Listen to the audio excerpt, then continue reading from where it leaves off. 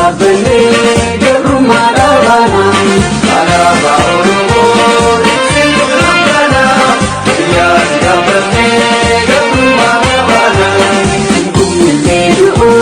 kana besigama tamala medu tereda bana alaba oromo isilukana ya bene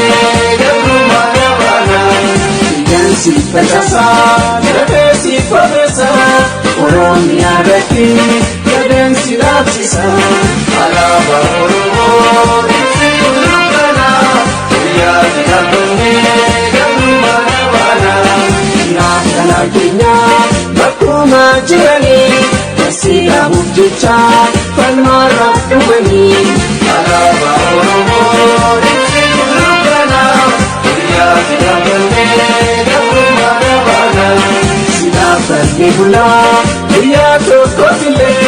we are soon Nilufa, and then you are to Ele, Alaba Oromo, Isilukana, we are the Abate, Garumanabana, Asasinaya, Abdi Walaguma, Igangar Silama, Yafaji Tokuma, Alaba Oromo, Isilukana, we are the Abate,